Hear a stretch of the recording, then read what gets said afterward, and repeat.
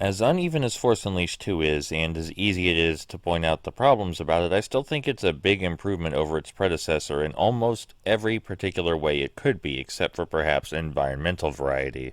Combat was massively changed in this sequel, and I think massively improved. Everything is streamlined, smoother, and speedier. The original Force Unleashed had its own feel, but this one, I think, makes it feel much more like an actual lightsaber is being swung about. The blows are no longer heavy, meaty hits, but instead swift, lethal slices that feel like you're actually cutting through the enemy. A lot of things that were special and required unlocking in the original game now come standard, allowing you to explore much easier. Combos that took forever to purchase, depending on how you chose to upgrade, such as Sith Saber Smash or Saber Sling, now are just included, which allows a greater degree of exploration and experimentation in the combat, because you have more options right from the start.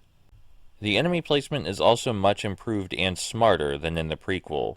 The enemies are actually placed in the positions they would be the most deadly, with heavy, ranged tank-like enemies in the back, maybe a few frail ones here and there, but most of the tank-like enemies surrounded by smaller nuisances that aren't often deadly on their own, but when in large numbers coupled with a tank-like enemy require some immediate removal with your force powers or grappling so that way you can focus on the larger enemy at hand.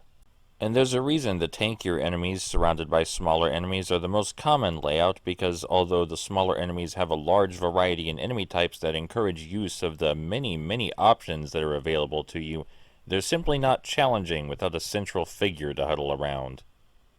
But even disposing of these many smaller enemies is greatly satisfying due to the increased speed in the sequel. Combat now feels far less methodical than it used to. Even if this game did not bother with its intelligent enemy placement, it would still be quite satisfying as a mindless brawler. Thankfully, it manages both challenge and satisfaction quite easily. There are tiers of skill and a natural progression to playing The Force Unleashed 2, but on your first playthrough on presumably medium difficulty, the game is eager to provide what you need, leaving a lot of physics objects around for you to hurl at enemies and other environmental assets to use. You can fling enemies off cliffs with ease. You can force push them into explosive flame jets.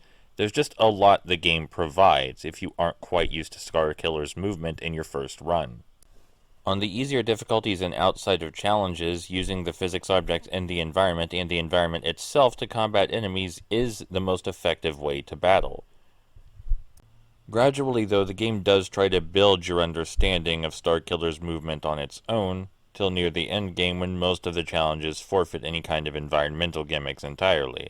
The combat system and enemy encounters do have a couple of flaws. One particular exploit that was not covered is the grab, which is far overpowered against certain enemy types which are meant to resist your saber combos, and there are a few places where you can simply dash past large groups of enemies, but for the most part they're good about keeping you in the fight. The game, although short and obviously too short for the story they were trying to tell, has a good idea about a reasonable length for replayability in action games. It's about 3 hours long, and while the original Force Unleashed was longer and had more environmental variety, it was also a bit too long to breezily replay, and yet not long enough for its story. I feel like the prequel game had the worst of both worlds in that regard. While in The Force Unleashed 2, the game is brief enough that replaying is easy, and there are enough memorable encounters for you to want to return to see how you've improved on higher difficulties. The skill cap and room for improvement is not as high as many Japanese-made character action games, but it's still impressive for such a short game made in 9 months, and improves upon the original in almost every way, except for the boss battles, but those are such a blemish upon the game and so outwardly harmful to its design that I feel they could not have been what they were intended to be. Force Unleashed 2 is a smartly designed, approachable action game that eases the player into its higher skilled combat, and although it does have some outstanding blemishes in some areas regarding the story and the boss battles, I feel like it deserves a lot of credit for what it gets right. There's never going to be another game quite like it, most likely.